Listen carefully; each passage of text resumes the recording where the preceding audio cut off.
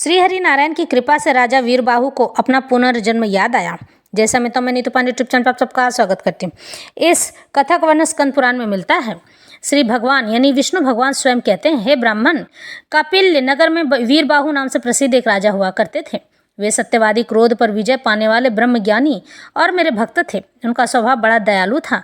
वे वैष्णवों के भक्त थे और मेरी कथा सुनने में सदा रुचि रखा करते थे।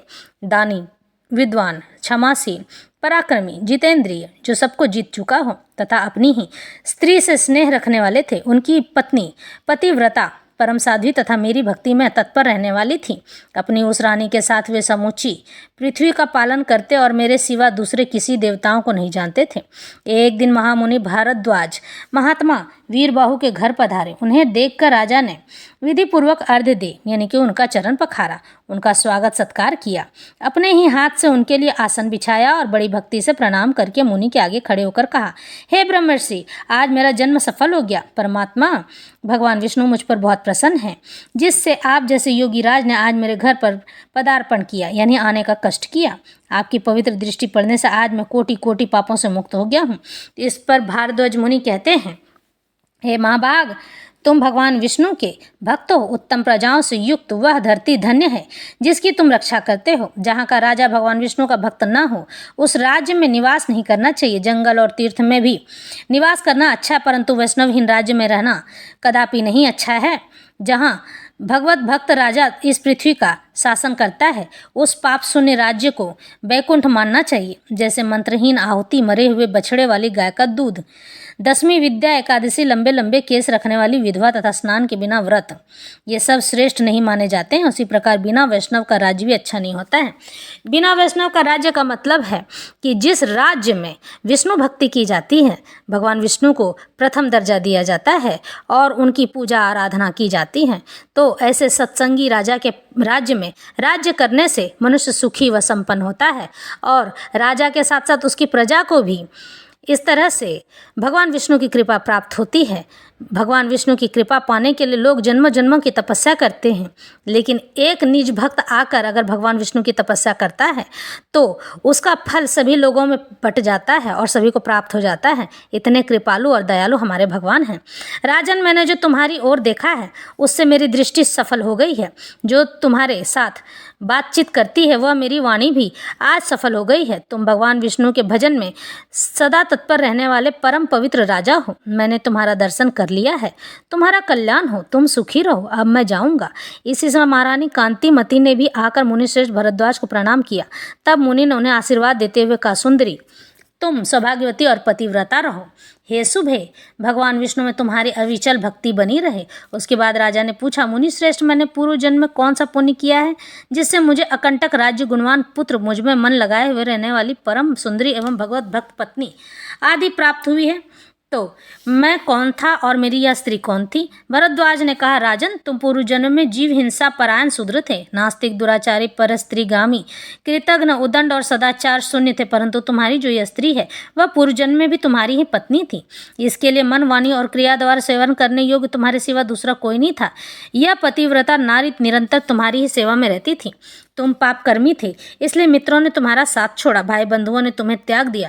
तुम्हारे पूर्वजों ने जो धन संचित कर रखा था वह सब नष्ट हो गया।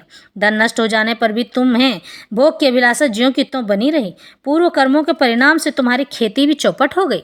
उस दशा में सबने तुम्हें छोड़ दिया, लेकिन इस साध्वी स्त्री ने प्रतिदिन छीन काय होती हुई भी यानी कि दुबली होती हुई भी और तुम्हें नहीं छोड़ा। सब ओर से विफल मनोरथ होकर तुम निर्जन वन में चले गए और वहाँ अनेक प्रकार के जीवों को मारकर अपना पोषण करने लगे। इस प्रकार रहते हुए तुम्हें बहुत वर्ष बीत गए। एक दिन की बात है, एक महामुनि राह भूलकर उधर आ निकले। वे श्रेष्ठ ब्राह्मण थे और उनका नाम देव शर्मा था। उन्हें दिशा का भी ज्ञान नहीं था रह गया था। वे भूख और प्यास से अत्यंत पीड़ित होकर दोपहर के समय वन में गिर पड़े। उस दुख से पीड़ित ब्राह्मण को देखकर तुम्हारे मन में दया आ गई। वे बूढ़े थे और तुमसे अपरिचित भी थे, तो भी तुमने उनका हाथ पकड़कर उठाया और कहा, ब्रह्मर्षि, तुम कृपा करके मेरे आश्रम पर चलो। वहाँ जल से भरा हुआ सरोवर है जो कमलों के समुदाय से सदा सुशोभित रहता है। वह आश्रम सुंदर फल फूलों वाले मनोहर वृक्षों से घिरा हुआ है। वहाँ ठंडे जल में स्नान करके नित्य कर्म करो। उसके बाद फल खाओ और शीतल जल पियो। ब्राह्मण को कुछ कुछ चेत हुआ और वे उस शूद्र का हाथ पकड़कर जलाशय के समीप गए। वहां सरोवर के तट पर वृक्ष की छाया में बैठे। फिर विधिपूर्वक स्नान करके देवताओं और पितरों का तर्पण करने के बाद भगवान विष्णु की पूजा की और शीतल जल पिया। वृक्ष के नीचे आकर जब वे विश्राम करने लगे तब उस शूद्र ने अपनी स्त्री के साथ आकर मुनि को साष्टांग प्रणाम किया और बड़ी भक्ति से कहा, हे ब्रह्मर्षि, आप हमारे अतिथि हैं और हम दोनों का उद्धार करने के लिए यहाँ पधारे हैं। आपके दर्शन मात्र से हमारे सब पापों का नाश हो गया है। यह कहकर उसने अपनी स्त्री से कहा, प्रिय, इन ब्राह्मण देवता के लिए तुम स्वादिष्ट कोमल सरस के पके हुए तथा प्रिय लगने वाले फल अर्पण करो। ब्राह्मण बोले, बेटा, मैं तुम्हें नहीं जानता, पहले तुम अपनी जाति और कुल का परिचय दे दो, क्योंकि बिना जाने हुए ब्राह्मण के यहाँ भी भोजन नहीं करना चाहिए। शूद्र ने कहा, द्विज श्रेष्ठ, मैं शूद्र हूँ, मेरे दुष्ट बंधुओं ने मुझे त्याग दिया है। वे दोनों इस प्रकार बात कर ही रहे थे कि इतने में ही शूद्र की पत्नी ने ब्राह्मण से आगे फल परोस दिए। ब्राह्मण ने उस फलों का भोजन किया और ठंडा जल पीकर उनका चित्त बहुत प्रसन्न हो गया। वहाँ सुख पाकर उन्होंने वृक्ष के नीचे विश्राम किया। शूद्र ने भी घर में जाकर अपनी पत्नी के साथ भोजन किया और फिर ब्राह्मण के समीप आकर कहा, मुनि श्रेष्ठ, आप कहाँ से इस निर्जन वन में आए हैं? ब्राह्मण ने उत्तर दिया, महाभाग, मैं ब्राह्मण हूँ और प्रयाग जाना चाहता हूँ। अपरिचित मार्ग से चलकर इस भयंकर वन में आ गया हूँ। तुमने आज मुझे जीवन दान दिया है, बोलो मैं तुम्हारा क्या उपकार करूँ? शूद्र बोला, राजा भीम से सुरक्षित विदर्भ नगरी मेरा निवास स्थान है। मैं महाराष्ट्र प्रांत का रहने वाला हूँ। मेरी जाति शूद्र है। मैं सदा पाप में ही लगा रहा हूँ। अपने वर्ण धर्म को मैंने छोड़ दिया है। फिर बंधुओं ने मुझे त्याग दिया और मैं इस वन में चला आया। यहाँ प्रतिदिन जीव हिंसा को देख करके अपनी स्त्री के साथ जीवन निर्वाह करता हूँ। हे महामुने, अब इस पातक से मुझे अत्यंत खेद और वैराग्य हो गया है। मुझे इससे अब छुट्टी चाहिए। मैं ये सब जीव हिंसा नहीं करना चाहता हूँ। तो प्रभु, मुझ पापी के ऊपर कुछ अनुग्रह कीजिए, कृपा कीजिए। द्विजश्रेष्ठ, मेरे किसी पूर्व पुण्य के प्रभाव से आप यहाँ आए हैं। आप कृपा करके उपदेश दें जिसके प्रभाव से मुझे अपनी पत्नी के साथ यमराज का दर्शन न करना पड़े। मैं भगवान विष्णु को छोड़कर और कुछ नहीं चाहता हूँ। देव शर्मा ने कहा, शूद्र, सहसा तुम्हारे मन में भगवान विष्णु के ऊपर जो ऐसी पूर्ण श्रद्धा बुद्धि हुई है, इससे तुम तीर्थ और व्रत के बिना ही करोड़ों पापों से मुक्त हो गए हो।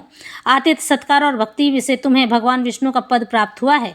यूँ कहकर देव शर्मा ब्राह्मण तीर्थराज प्रयाग को चले गए। राजन, तुमने जो कुछ पूछा था वह सब कुछ मैंने तुमसे कह सुनाया। तो राजा कहते हैं, ब्राह्मण, संपूर्ण एकादशी की उत्तम विधि का उपदेश कीजिए जिससे भगवान विष्णु की प्रसन्नता प्राप्त हो।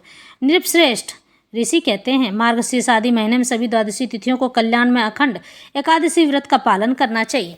इस दिन एकादशी के एक दिन पूर्व न बैगन खाना चाहिए और न ही चावल खाना चाहिए।